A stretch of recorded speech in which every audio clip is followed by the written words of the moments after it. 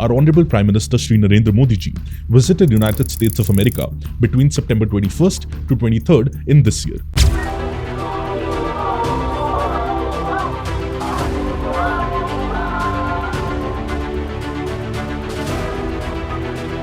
मेरे तीसरे कार्यकाल के शुरुआत में ही क्वाड समिट में मित्रों के साथ भाग लेते हुए मुझे बहुत खुशी हो रही है.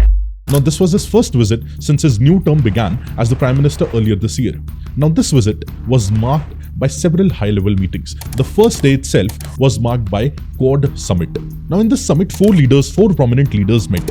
Anthony Albanese, the Australian Prime Minister, Narendra Modi ji, the Prime Minister of India, Joe Biden, the President of USA, and PM Kishida of Japan. Now, all these four leaders, they reiterated commitment to shared values like upholding international order based on rule of law and creating an open and stable international system which supports the human rights, freedom, rule of law, sovereignty, democratic values, territorial integrity, and peaceful settlement of disputes in accordance with the international law, including the United Nations Charter, that is UN Charter. Over the past 4 years, the Quad leaders, they have met 6 times, including twice virtually. The foreign ministers, they have met 8 times in total, and this shows the elevated importance given to Quad in this geopolitical grouping. Now, without beating around the bush, let us directly try to understand what is this Quad grouping, how it started, what is its relevance in today's times, and also we'll be understanding the angle of China in relation to Quad. Hello, my name is Preetpal Singh, and today's topic is the geopolitics of Quad. The Prime Minister Anthony Albanese has met with the leaders of the United States, India and Japan for the Quad Summit in the US state of Delaware.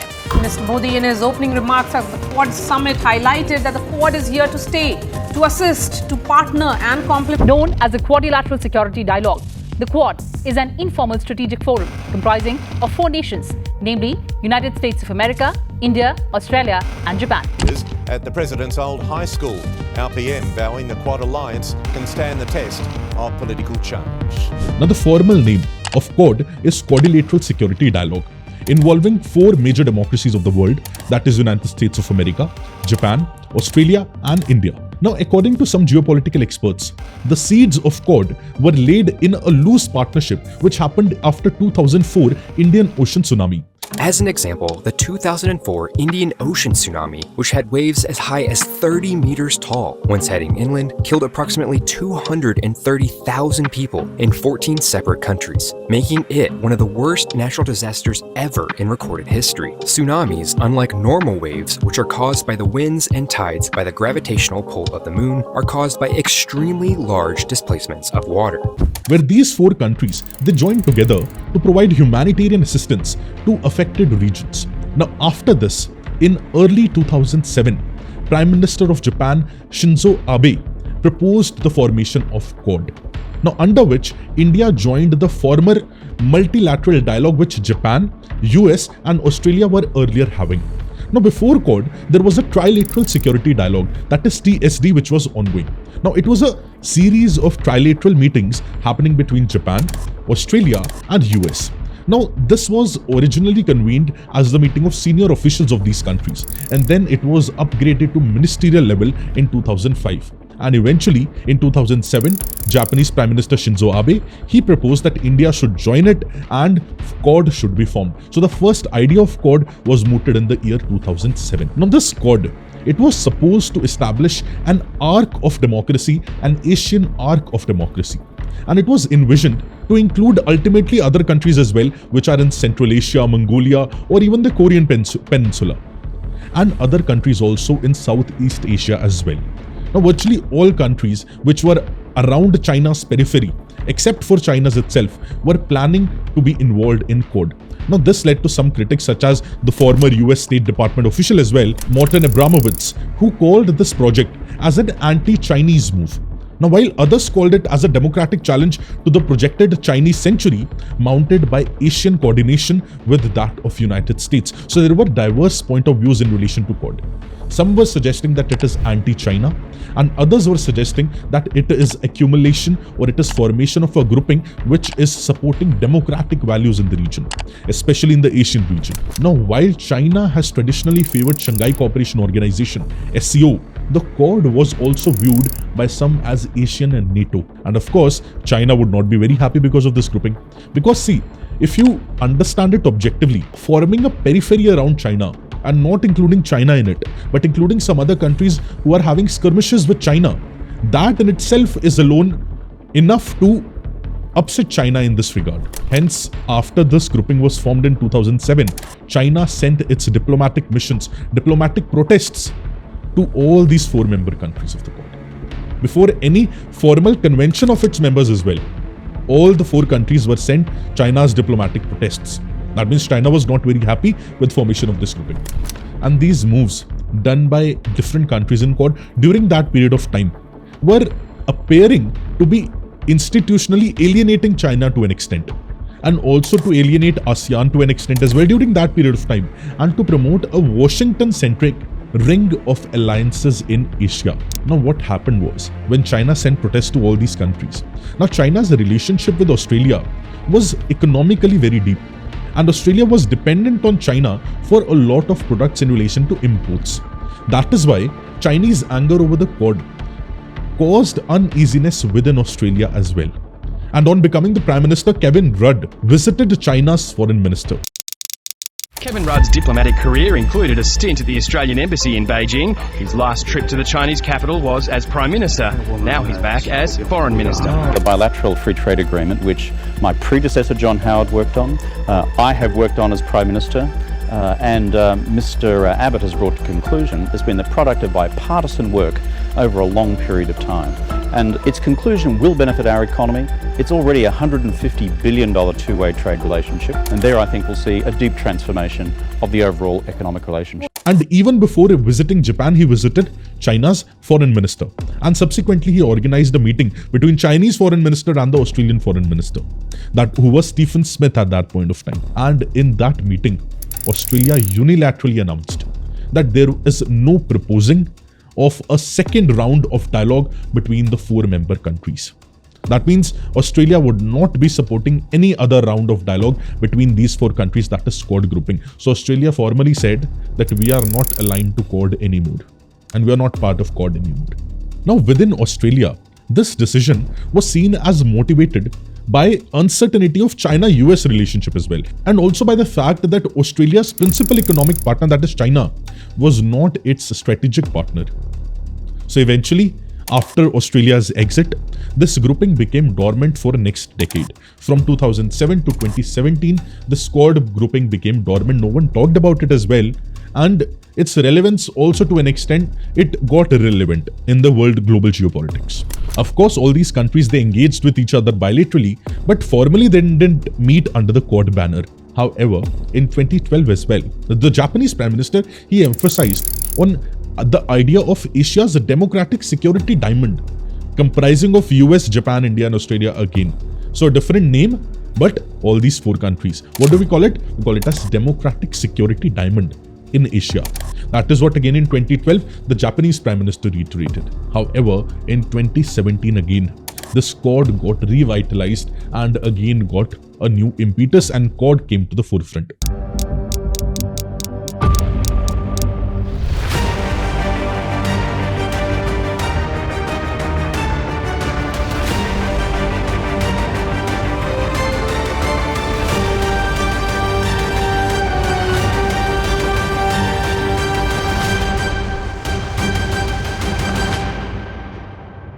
The reason was that once again these countries, they were confronted with the growing danger of Chinese presence in South China Sea, and also the Chinese debt trap diplomacy which was going on in the world, especially in the African regions.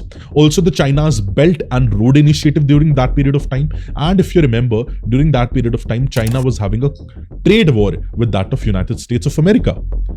So with these things happening in the background, of course, and China's border tensions with India escalated even further during COVID-19 time. Because of that, the idea of Quad again got revitalized. In US, the president was Donald Trump, and India, the Prime Minister was PM Narendra Modi ji. So again, Quad got expanded. Its goals got expanded, devising a system that aimed to gradually establish an international order which is based on rules. Now, India, Japan, US and Australia, they held their first Quad talks in Manila ahead of the ASEAN Summit of 2017. And eventually in 2020, the trilateral exercise, the trilateral Indo-US-Japan Malabar exercise, Malabar naval exercise, also included Australia in 2020. The famous annual Malabar Naval Exercise comprises forces from the Quad countries, that is, India, Australia, Japan and the United States.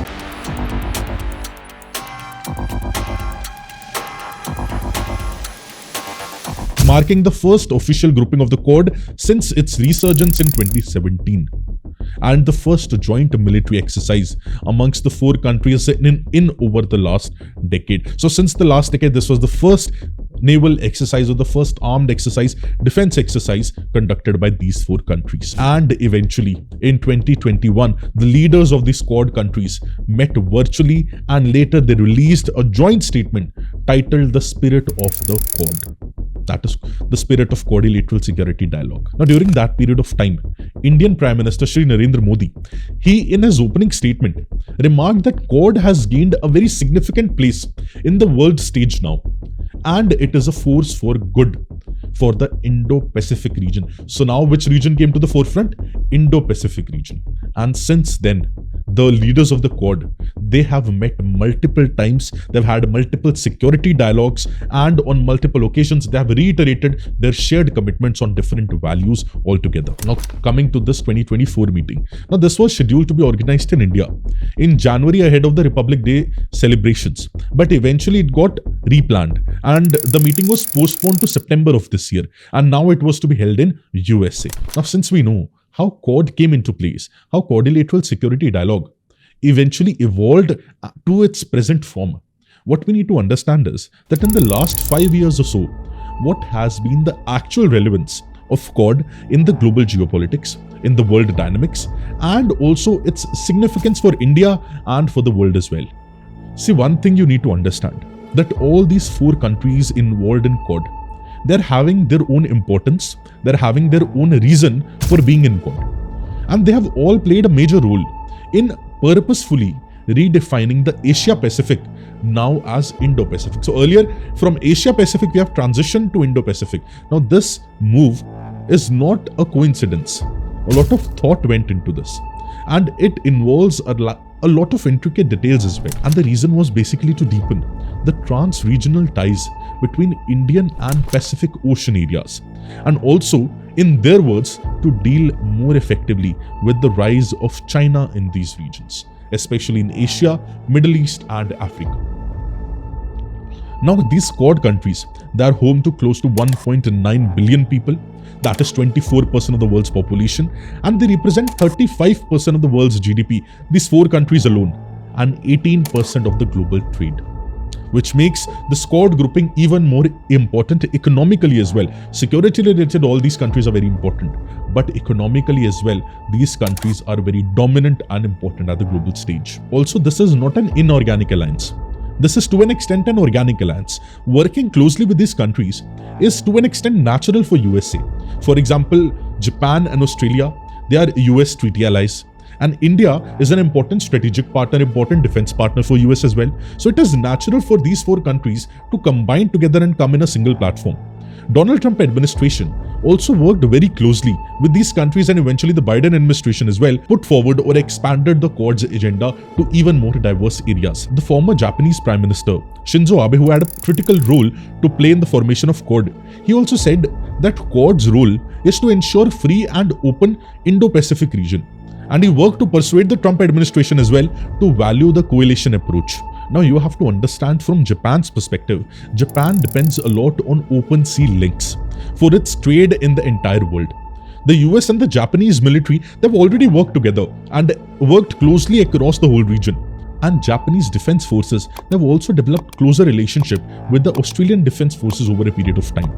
And eventually they have a very important role to play in supporting investments, manufacturing, trade and infrastructure development in the whole region of the Asia-Pacific or Indo-Pacific as well.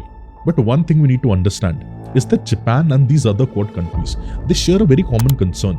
That is China's role and China's assertiveness in the region. And Beijing challenging the rule of law multiple times in that particular region. See, Beijing's assertion of sovereignty in the islands around South China Sea, and as well as its provocation towards different islands in the region, China and Japan, they both claim multiple islands in the East China Sea as well. And this has made Japan wary of China's military might and wary of China's military build-up in the region as well. And the diplomacy, the kind of diplomacy which China is doing in the region. So for Japan, strategic consultation with the Quad is very vital for its own security and for its territorial integrity and sovereignty as well. Now coming to India, now within Quad, India also has a very critical role to play and a very important position. See, without India, the format hardly would have added any value. The reason is simple, that India is having direct boundary with China, and in the last many years, India has had border standoffs with China and border conflicts with China as well, where China is claiming illegally certain part of our territory in the Ladakh region and in the northeastern region as well. But one thing which we need to understand is that unlike Japan and Australia, India is not an ally of US. India is having its own independent foreign policy, where India works on a particular issue, that is issue-based diplomacy. And we do not side with either US or Russia or any other power, because we believe the world is multipolar rather than being bipolar or unipolar in the current times. So from India's perspective, in relation to its security, in relation to its defense, and to counter China, in relation to its growing might in different regions in and around India as well, and to counter the string of pearls of China, India is having a very vital role to play in Quad, and Quad for India is having a lot of relevance as well. Now for the US, the expansion of the strategic Asia-Pacific space into the Indian Ocean would not only help them to secure the support of India for counterbalancing China, but eventually Australia and Japan will also get a space in it. And they could be involved more to preserve the US hegemony. From US perspective, China is directly challenging US in relation to economic might, in relation to defense might as well, more in relation to economic might. And the US definitely wants to counterbalance the influence of China by supporting India in all these matters. This is what the strategy of US looks like, to counterbalance China by supporting India. And if you see in all these discussions which we had, of course, because of China's reasons as well, and because of the Quad grouping more so, China's relationship with the Quad members have become more tense in the last 5 years. US-China tension remains high. Trade war is still ongoing between US and China. The world's leading superpowers are locking horns. Game on here. A trade war between the United States and China is here. Over the past 16 months, America and China have been trading blows through tariffs on goods. We are looking at a reality that has, a 25% tariff on every single product that would come in from China.